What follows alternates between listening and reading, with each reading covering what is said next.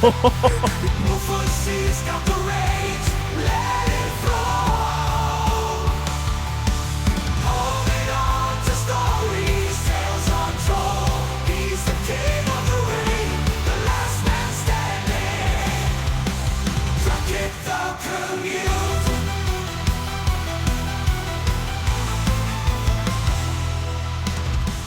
Hello and welcome back to Dropkick the Commute. The date is January 27th, 2025. I am Mufussy, and this is the only podcast on the internet where I talk about wrestling and drive around in a car in a video game, because I can't drive in real life. So, we are going to talk about some of the hot, fresh news off the press, and then we're going to hop into the week of wrestling that we had. We had Saturday night's main event this past weekend, and we have the Royal Rumble coming up. So that's going to be massive, and I am so excited. We'll get into our predictions at the end of the show for the Royal Rumble. So, some news for this week. PW Insider reported today that Dakota Kai is injured once again, and that fucking sucks. I feel like she has not been able to catch a break these past couple years. Like, she gets injured, she comes back, gets injured right again. It's not confirmed whether or not she has an injury, but they said that it looked like she got hurt during her tag match with EO against Zoe Stark and Shayna Baszler. I'm sorry, Dakota. Like, she just came back. She had a banger couple matches in that tournament, and now she's out again. So, not confirmed whether that is it, but it's highly likely. And like I said, it feels like she cannot catch a break over these past couple years. Every time she comes back, she gets injured right again, and it sucks. She just can't have like a good run. I feel like this is partially the reason why they need to like get rid of Damage Control, because like Asuka's out right now, and now Dakota's out again, like, and Kairi Sane hasn't been on in a while either, so really it's just EO at this point. Maybe they'll bring back Kairi or Asuka pretty soon here. I imagine we're going to see Asuka in the Rumble, so I feel like we need to get rid of Damage Control and just let them like do their own thing for a little bit, because it feels like they are never all together at once. The last piece of big news today, WWE 2K25 was officially announced. Obviously we were getting it, but they did show off the cover art of the Deadman Edition. Hey, this is future Mufussy. Yesterday on Raw they announced the Bloodline Edition and showed off the game. So completely disregard everything I say here. The game is about the Bloodline. This is what it looks like. Right here. You're getting a Bloodline game. Woo! Looks like The Undertaker is going to be the cover star for like the very special deluxe edition. Usually they have like the base edition with a cover star. Then they have the deluxe edition, and then, you know, the ultimate edition, if you will. Presumably, that means Undertaker Showcase mode. Guess I'm fine with it. So I have not really played much of the 2K games. I've only really played from 2K22 on. So I didn't play like 2K14, like any of the old 2K games, but I did play a lot of Smackdown versus Raw, and they didn't really have Showcase. So I am a fan of Showcase mode. I'm just not sure how I feel about the Undertaker Showcase mode. I think in this one, they have the chance to do the Boneyard match, like the one against AJ Styles, and I think that would be so fun to play. If we can unlock that area to fight in, I think it would be so fun, like having random matches in the Boneyard. Like, I can just imagine the shit I would be doing in that. If they have that match, I'm okay with it. If they don't, then I don't know, it's kind of a waste, in my opinion. Kind of cool, but like everyone knows The Undertaker, and there's already been plenty of games focused around The Undertaker, so you could have someone else, but this will be fine. I think it'll be good. There's been a lot of early rumors about 2K25, and they also, you know, kind of teased some stuff. Chain wrestling's coming back, which is hype. So you'll be able to do like, you know, whole sequences of moves. They did tease intergender matches, which is hype. And now The Undertaker's the cover star. So we're getting a full reveal on the 28th. That's probably when this video will come out. So it looks hype, and I'm going to get it, and I'm going to play it. And I'm excited. With that, let's get in the car. Let's drive around. Let's talk about the shows. We're just going to do a Dynamite, Smackdown, Saturday night's main event, and Collision. I don't have too much about Raw and NXT. They were good shows, but I don't really think there's anything to pull out there that's like, you know, whoa, like fucking crazy. But I do want to talk about Dynamite, Smackdown, Saturday Night's Main Event, and Collision, because those were really, really good. I did not watch TNA, and I need to, because Fraxium defended the NXT Tag Team Championships on TNA on Thursday, and I didn't watch it. And I need to watch that. I'm a clown. I don't know. Fucking cancel me. Get me out of here. Here we are once again in the official DTC Dropkick the Commute Forza Horizon 5 car. Listen, I played Euro Truck Simulator last time and I could not pay attention or focus. And this, I can literally mindlessly drive around because I can drive straight through a field. Euro Truck Sim, I have to try.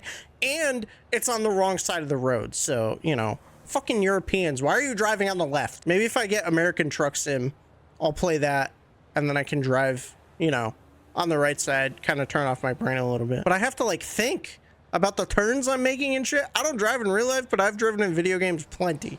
Why are you driving on the left? In that case, if you want to give me American Truck Sim, Ko-Fi link in the description, give me money. I'll buy American Truck Sim, I'll play it on here. Everything goes towards the podcast. Oh man. All right, off we go on the road. Dynamite. I say all that and then immediately crash. Dynamite was great. The venue was fucking sick. As I've been saying, that small Dynamite venues go so hard and it makes the crowd feel full and it's incredible. And this one was no different. Really like the setup of this place. It was small. They had a massive wall that some of the crowd was sitting on, and then they had the crowd on the floor, but they had these 4 like support beams, and those support beams came in handy in the opening. Will Ospreay comes out, and last week he called out Kenny Omega. He's like, hey man, I want to chat. I want to talk to you. Let's settle this. And he's chatting a little bit. Kenny Omega comes out to Battle Cry, mind you. Thank God. Very good. Not that his new music is bad. His new music is not bad at all, but it doesn't fit like the Dynamite feel. His new music is really good for pay-per-views, but Battle Cry is just like, we need it, man. I need it in my life, you know? So Kenny Omega comes out. Him and Will have a little chat. And Will's like, hey man, I'm sorry for all the stuff I did, like all this stuff. And Kenny Omega's like, bro, last time we were in the ring together, you put a screwdriver in the back of my head and you fucked me up. Like, what, am I just gonna forget that and forgive you? I don't think so, buckaroo. So then it looks like they're about to have a little tussle, but then the Don Callis family comes out. Of course, Don Callis once again comes out, goes to talk. Kenny Omega once again sprints at him. Callis family comes out and starts to beat the shit out of him. Will Ospreay interferes, and then we have a little fight, little team up. Will Ospreay, Kenny Omega against the Don Callis family. Big brawl throughout the arena, and we got some crazy spots. There's a point when Will Ospreay like sprints at Kyle Fletcher, and Kyle Fletcher like pushes him up to push him off his head, and Will Ospreay jumps onto the wall, does a fucking moonsault off the wall, while Kenny Omega jumps off of the support beam. This man had diverticulitis, almost died, and he's jumping off of support beams from like 20 feet up in the air, man. Absolutely insane. But he did that. It was fucking crazy. And, you know, they're brawling. Callis family is like, oh, fuck, we got to get out of here. I'm done. Goodbye. And, oh my God, I'm in like a stadium. Whee! Donuts in the field, baby. Is this where Royal Rumble's taking place? Oh my God, giant soccer ball. Yo! I'm getting so sidetracked. I'm so sorry. Callis family's like, oh fuck, we gotta get out of here. Like, we're getting our shit kicked in. And Kenny and Will Ospreay climb up the support beam, and they're standing next to each other. And this was the greatest shot from AEW that we've gotten in a long time. And they're hanging up on that support beam, doing a little promo. Kenny Omega's like, hey, how about me and Will Ospreay versus Kyle Fletcher and Takeshita at Grand Slam Australia? That's going to go so fucking crazy. That match is going to be insane. I'm really excited for it. And then Kenny ends it with, all right, now you can hit my music because I'm scared of heights and I need to get down. So, you know, they climbed down and that was the opening. It's fucking insane, very chaotic. Definitely one of the best Dynamite moments we've had in a long time. Number one, the full crowd in the small venue really helps with the atmosphere. And number two, I just think this was a really good segment. Having Kenny Omega back really, really helps the feel of the show. Him and Will Ospreay are their biggest stars, as I said last time. And you need to have them as those stars. Dynamite, we also got new tag champs. We had a really, really banger match between Private Party and the Hurt Syndicate. Kind of sucks that Private Party have not had the titles for very long, but I am okay with the Hurt Syndicate taking it. The Hurt Syndicate needs to have gold, and they got it. And if they're probably one of the best heel factions, they're certainly a better heel faction than the fucking Death Riders. Like, they have a reason. They want to go there. They want to hurt people. They want to take the company by storm. That's all the reason you need. If the Death Riders said a reason like that, instead of, oh, this is bigger than you, you'll never understand.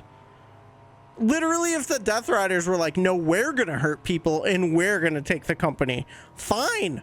Cool. But the Hurt Business is there to make money and get gold. And that's what they're doing. And it's working so well. And that's great. Also, I'm on the We Hurt People train now. We hurt people. We hurt people. I chant it. I chant it in my room when they come out. I chant it. I said I hated it, but, you know, I may still not like the song, but I'm on the train. I'm okay with it. Just chant it. If I ever go to AEW IRL, I'll chant it. I'll do it. I'm not afraid. Call me a hypocrite. But yeah, new tag champs. Hurt Syndicate with the gold.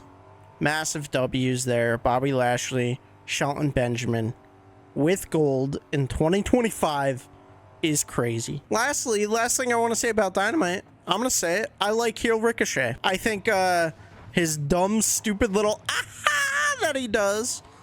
And then, you know, this feud with Swerve Strickland. I'm liking heel Ricochet. It's giving him some character. That was the one thing. WWE, he wasn't really a character. He was Ricochet. He was the highlight reel. He came out, did banger things, did crazy flips, did some fun, you know, highlight reels. But that was it. But now, like it or not, this is a character for Ricochet. He's being a pompous douchebag, and he's got that stupid laugh that he does. And I like it. I'm going to say it. I like it. When they threw the toilet paper at him in the Hammerstein, that was great. And they embraced it. And that was the best thing they could have done for his character. Hopping over to SmackDown, The Miz and Damian Priest have been transferred to SmackDown. I really loved the segment that Nick Aldis did with The Miz, where Nick Aldis was like, hey man, thanks for coming. So happy you're here. And Miz was like, oh yeah, what'd you want me here for? What do you want to talk about? Like, well, why am I here? What are we doing? And Nick Aldis was like, yo, Adam Pearce didn't tell you? And he's like, no, what the fuck are you talking about? And he's like, you're on SmackDown now. And Miz was like, but the Wyatt Six are on SmackDown. And he was like all scared. Nick Aldis was like, hey, you better make some friends, man. But welcome to SmackDown. Happy to have you here. I love that segment. I thought it was really funny. Damian Priest also transferred to SmackDown, and he had a match against Carmelo Hayes. One thing they did on SmackDown that I was not a huge fan of, but I get to a certain degree, was they announced Charlotte Flair's return at the Royal Rumble, and I genuinely don't know why they did this. There could be an argument that it's going to help ticket sales, or it's going to help people, you know, watch the show, but like, it's the Royal Rumble, man. You're going to sell, and people are going to watch. Like, it's one of your big 4 pay-per-views of the year. Why are you announcing Charlotte coming back? And then the other argument is people are saying they announced the Charlotte return because there's going to be an even bigger return, and a lot of people are thinking AJ Lee or, like, you know, I don't know. Literally anyone. I think that's being a little too hopeful to a certain degree. I don't know. I think they just announced the Charlotte return. I don't know.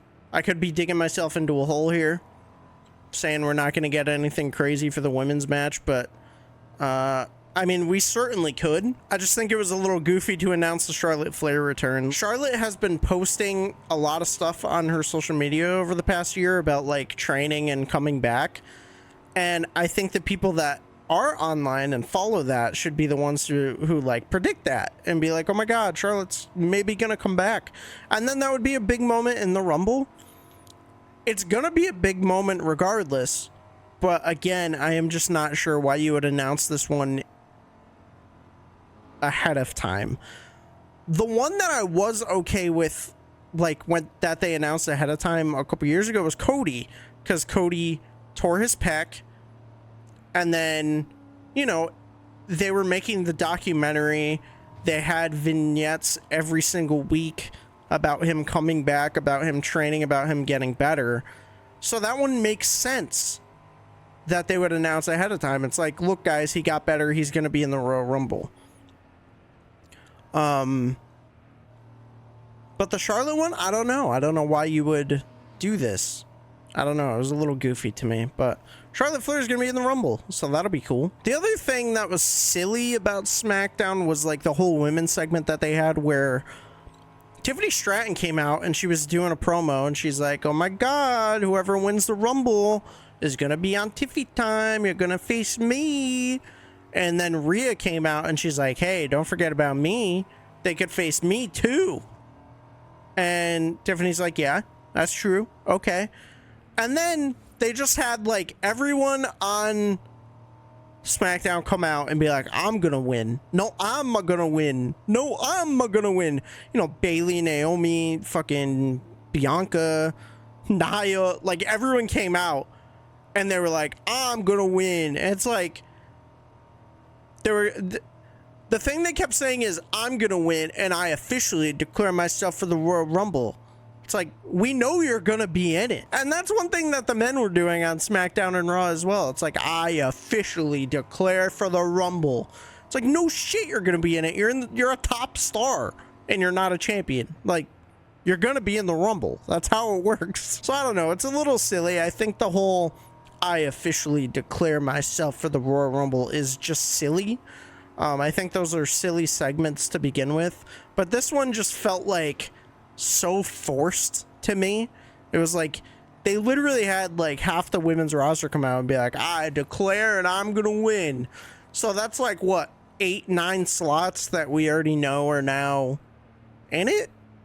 And it's like, we know that these people are going to be in the first place, but like, I don't know what I'm trying to say. I just know that I didn't like that segment and I thought it was silly. It did break out into a brawl and then it led into a tag match, so I guess it was chill. The only person not in the tag match was Tiffany. She left the place and was like, okay, I'm not getting involved in that drama. If they needed to do all that to set up a random women's tag, then fine. The other thing is the Jacob Fatu promo from SmackDown that night was fucking so good.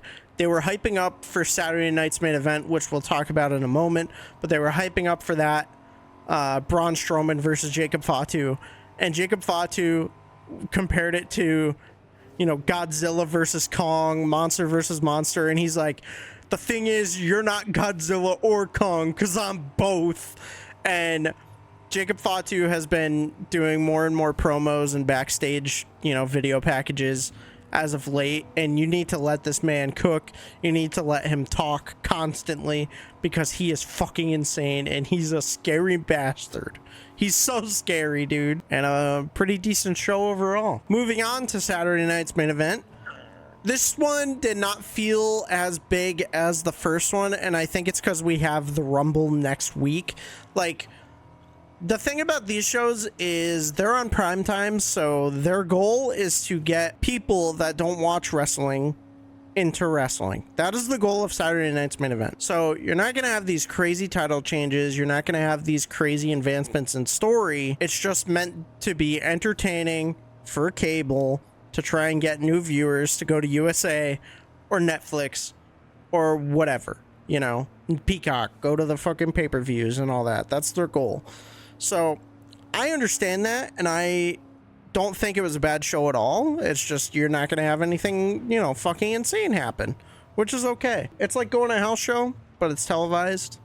in a way. I saw that comparison online a lot. I don't think it's necessarily to that degree because house shows get real silly, and Saturday night's main event is like a big show and it's meant to be serious, like a real product. But the house shows, they get real silly sometimes. So I wouldn't compare it to a televised house show that people are saying. Friend of the show, Deporticus, he's been saying it's like a little mini PLE, and I can agree with that. I do like that comparison over saying it's a televised house show, because I think it is bigger than a house show. It's bigger than a Raw and Smackdown, but it's not quite a PLE. And again, their goal is to just get new viewers. That's why it's on cable. That's why it's on at 8 o'clock on a Saturday. Talking about some of the notable matches, we had Sheamus versus Braun Breaker.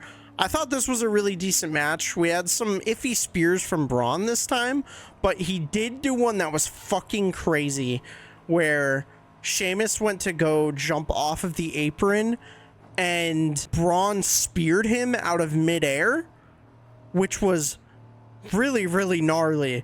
They had a, crazy bump onto the concrete from that, and it was brutal.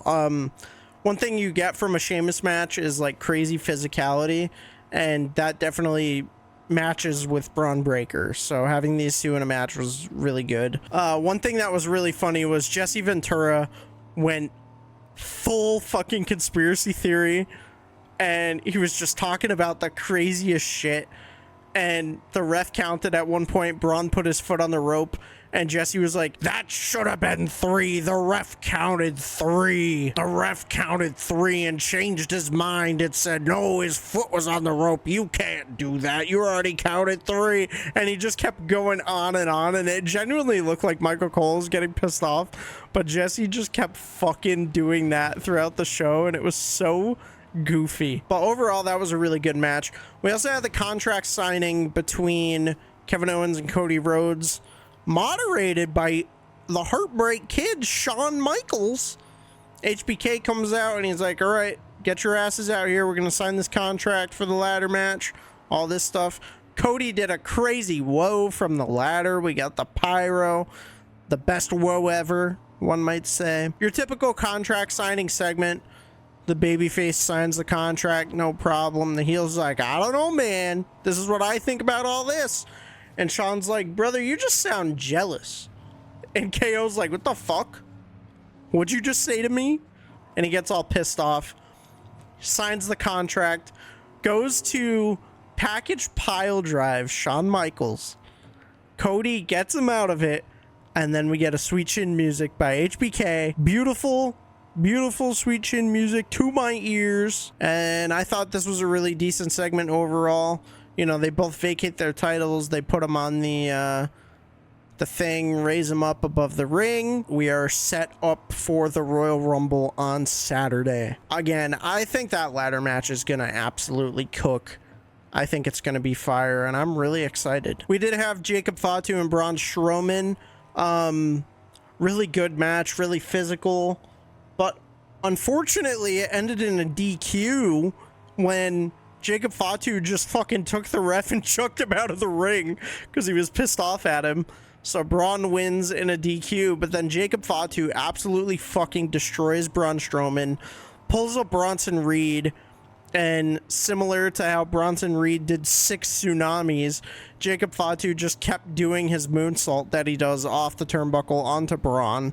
We had some bleeding by Braun. One of the funniest fucking things that Michael Cole said was, this man was in jail for 8 years before coming to the WWE. And I asked him, why'd you come to the WWE? And he's like, because this is the only place I can beat up people legally. Which is so funny to me. So, they took his background and kind of turned it into something with his character. But he absolutely destroys Braun Strowman. Jacob Fatu and Tama Tonga are the only ones you need. They're fucking going out, destroying people like crazy, and it's insane. I was really excited for Gunther versus Jey Uso, but I thought the match was overall. This was probably, as of late, I feel like Jey Uso's been killing it. But as of late, I feel like this one didn't really do it for me. Not that I'm not saying it's bad. I'm just saying that, oh my God. I'm just saying that, like, I don't know. I wasn't super entertained by this match, but it wasn't bad by any means. Just probably the weakest of the matches as of late. I don't have too much to say about it. Gunther retained as expected, and I don't know what's going to happen from here. Jay's going to enter the Rumble, I'm sure, and try to win, and hopefully he has a good performance in the Rumble. I really would have liked to see Jay have the Intercontinental title for longer, but it is what it is.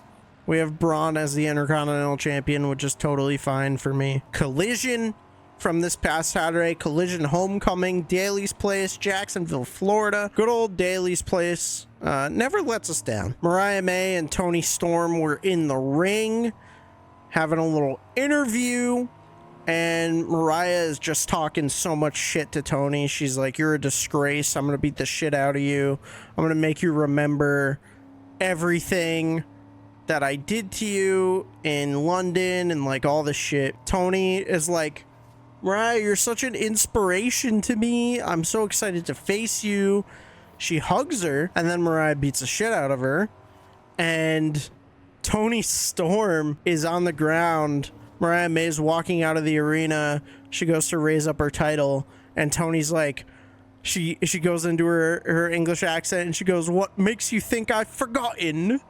And timeless Toni Storm is back. She gets up, fucking undresses, does her usual timeless Toni Storm gimmick. Timeless Toni Storm will be back for Grand Slam Australia. So exciting. I really liked this whole amnesia bit. Toni, when she was in the ring, she was like, some people say that playing yourself is the hardest role you'll ever play, and I just put on the performance of a lifetime. And honestly, 100% true. I thought this was such a good gimmick for her to be doing, and it was like a good little reset after All In. This was just such a really good moment overall, and I think it's really good that they built this up for Grand Slam like that, because obviously Toni Storm from Australia, so having her as timeless, which is her best gimmick by far in Australia, I think it's going to be insane. The pop for her is going to be really good, and I'm super excited for it. We had the first match from the Hounds of Hell, which is Buddy Matthews, Brody King, and Julia Hart. Julia Hart came out, as their manager outside the ring, but Brody King and Buddy Matthews had like a banger match. Their entrance is so sick. This new music is really good. I'm glad that they're continuing this kind of gimmick without Malachi. With this gimmick, it does seem very feasible that Malachi is, gone from AEW now. Pretty sure that is going to be the case. I wonder if he'll come back at the Rumble. Maybe Malachi at the Rumble? Who knows? We saw CM Punk come back at Survivor Series. Anything can happen. Never say never in wrestling. After the Hounds of Hell match, they were doing an interview backstage, and Okada came up. The Hounds of Hell were like, oh, the dogs are barking. And Okada walks up and laughs and says, you bark like a bitch. Which was so fucking good. And Buddy Matthews is like, yeah? Why don't you put that title on the line? And Okada just says, no. And Buddy Matthews goes, sounds like you're the bitch then. And Okada's like, oh, what? But it was such a good fucking moment. A lot of people don't like the Okada comedy bit, but I love it. I fucking love it.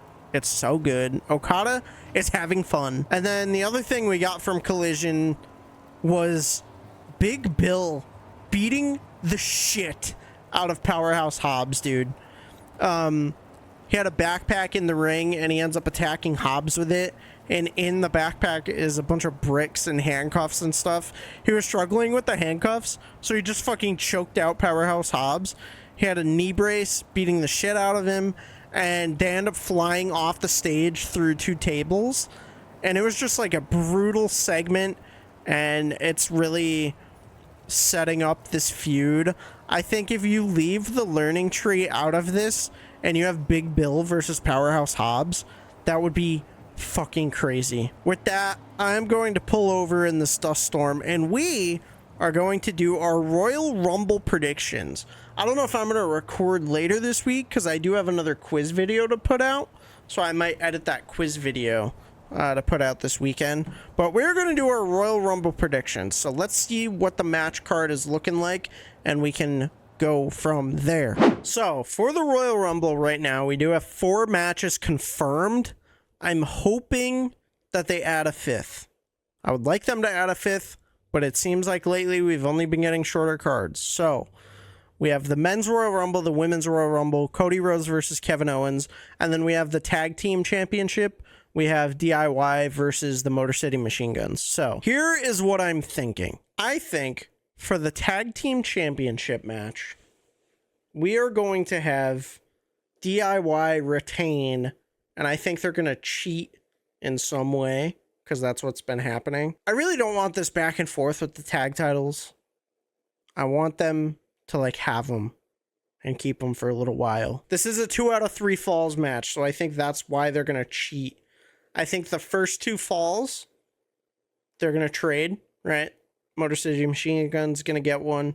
DIY is going to get one. It'll be 1-1. I think DIY is going to cheat to get the second fall. That's what I think. DIY retains. That's prediction number 1. Prediction number 2, Cody Rhodes versus Kevin Owens. I'm going to say it. This could bite me in the ass. I think Kevin Owens is going to win the WWE Undisputed Championship. Give us a big swerve before Mania, WWE. Do it, you cowards. I think we would go crazy. Make Cody Rhodes fucking unhinged. Have Kevin Owens win this. Have a bunch of people come out. Have people interfere. It's a ladder match. Do something insane with this match. Have it be the second match on the card. Have everyone sad. And then have John Cena win the Royal Rumble to make everyone happy. Confirmed for the Women's Royal Rumble, we have Nia Jax, Bayley, Charlotte Flair, Naomi, Bianca Belair, Liv Morgan, and Raquel Rodriguez. Give me Charlotte Flair. Have her win the Rumble. You're announcing her comeback. You're trying to make it big. She can have the title. She's a big star. I know people hate her sometimes. And she's like, oh, Charlotte Flair's coming back. She's going to win the title. Just have her win. DIY retains in a scummy way. Kevin Owens wins the WWE Championship so that he can rub it in everyone's face. Hashtag Kevin Owens did nothing wrong. Okay, I'm on Team Kevin here. Give me Kevin Owens winning the WWE Championship, Charlotte Flair winning their Women's Rumble, and John Cena winning the men's. I'll be surprised if they add another match to the card, but we do have Raw tonight. We do have Smackdown on Friday, so they could certainly add another match to the card. But like I said, they've been doing these really short cards, and the Royal Rumble matches are like at least a half hour each, so I don't know. We'll see what happens. But those are my predictions for the Rumble. Let me know your predictions down in the comments. Thank you guys for watching. Thank you guys for watching the quiz video that I put out recently. We will have another one coming up. Again, another non-wrestling fan guessing WWE wrestlers and AEW wrestlers. It's going to be a good one, so keep your eyes peeled for it. Thank you guys for watching. Thank you guys for all the support, watching all the TikToks, shorts, all that jazz, the usual spiel. And with that, don't forget to dropkick your week. Dropkick your Royal Rumble viewing party. Goodbye.